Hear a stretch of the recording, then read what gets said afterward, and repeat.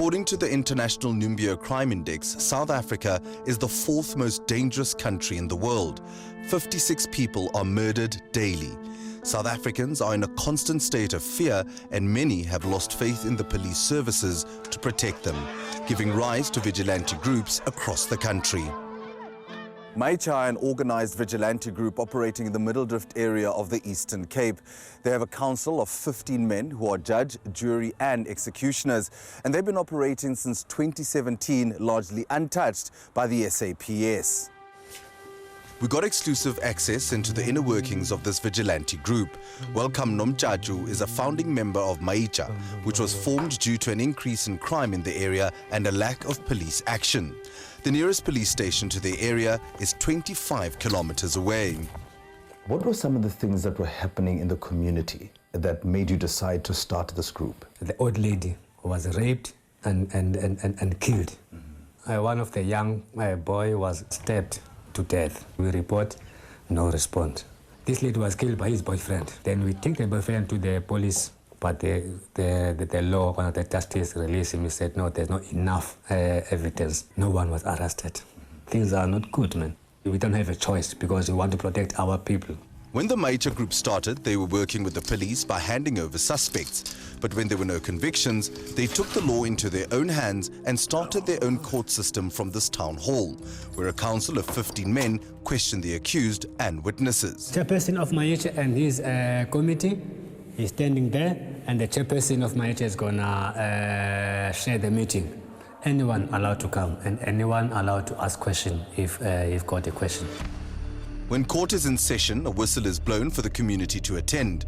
Once the proceedings are finished, the punishment is decided by the Council of 15. What kind of punishment is given to people that are found guilty by the group? Our law is we don't use knife, we don't use panga, don't use guns. If you use it to stab someone, then we don't discuss anything with you, we just give you a lectures. Yes. Who decides on this punishment? All of us. As a group. The person we find guilty, he lie here, then we do the lectures. And so if you have 15 guys, each and everyone is just one lecture, and then we finish.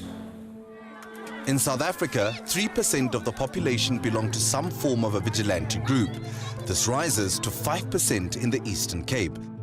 Lizette Lancaster is the manager for the Crime and Justice Information Hub at the Institute for Security Studies. All South Africans feel vulnerable. We know that 80% of people do not feel safe walking in their areas during after dark. But of course, if you're in suburbia and you can afford it, you augment law enforcement and policing through private security services, or you put up high walls and you have burglar proofing and you have alarm systems. However, if you live in areas with adverse poverty, no services and high crime rates, then of course your options are limited to safeguard yourself. And it is extremely difficult not to take the law into your own hands sometimes when your family's lives or your property is threatened. Brigadier 𝗵𝗶𝘀𝗆𝐶𝗿𝗄𝐶 is the Eastern Cape spokesperson for the South African Police Services. We do understand that people get frustrated sometimes, with incidents happening in their community. But we discourage people taking the law into their own hands. There are processes, there are structures that people must actually follow in order to get their complaints attended to. In November last year, 𝗶𝗵𝗆𝗆 was dragged into the Mayitsha courtroom following a family dispute and found guilty of using a weapon, even though he denies this. So yandothusa lento bana babagcwalisa la holo kuthiwa umethe umntakwenu.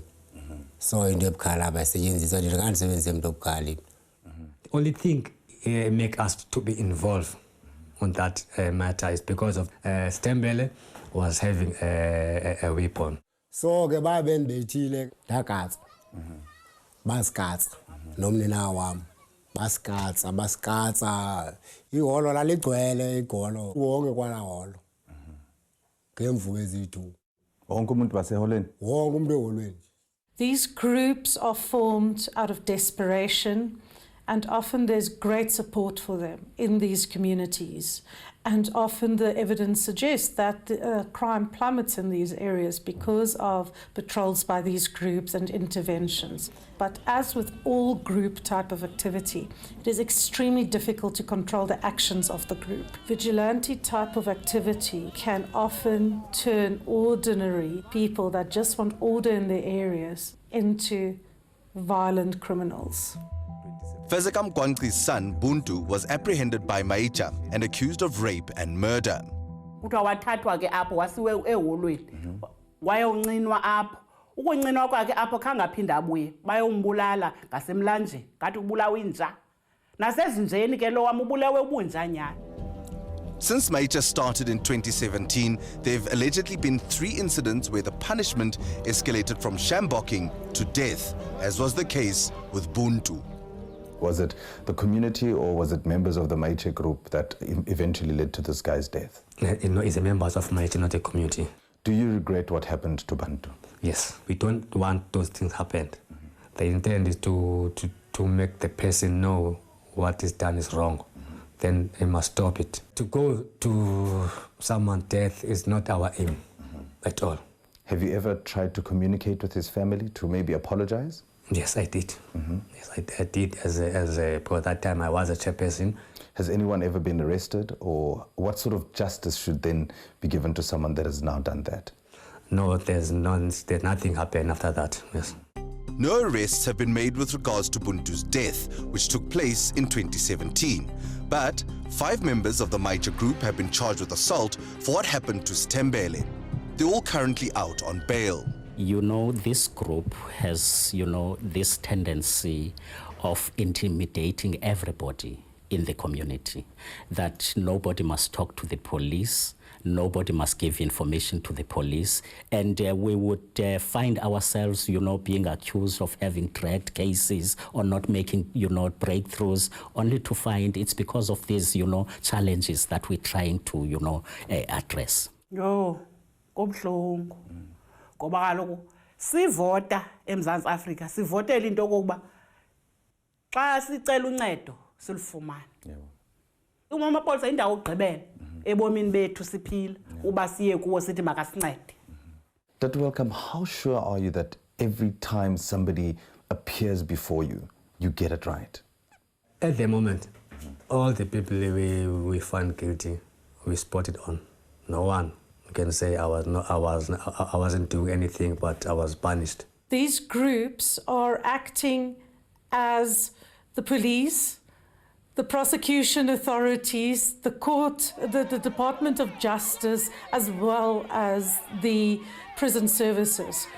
It is fast but often very inaccurate justice. Do you believe you've made a difference in your community? Yes, I do believe. I do believe. Before this group, you can't walk after 8. Before this group, there are so many houses was break, the rape. Even today, you can sleep without closing your door. No one is gonna come. Each and everyone is involved. Daily, South Africans are faced with the tough question of how far would you go to protect your loved ones? Has this group gone too far, or are they doing just what they can to stay safe? This country is formed on violence. Every time a new colonialist took over land, it was with violence. So it's not new to us, but I think we are not winning the battle against getting to alternatives to violence for negotiating conflict. Fearing for his safety, 𝗃𝗵𝗶𝘀 has been removed from the village and placed in witness protection by the SAPS. Kakhulu. Nangoku bangathi mandibuyele. Ndingabuyela because ndiyafuna ekhaya kusekhaya ba. Uyasaba maribuyela. Ndiyosaba because abantu bangandibulala abantu. Bangandibulala abantu. The violence as a social norm doesn't just act in certain communities, it's in all of us. So as much as people hate the violence that happen, hate the crime that occur, they are very quick to act in a violent way. And the thing is that we all then start accepting violence as a tool to fight violence.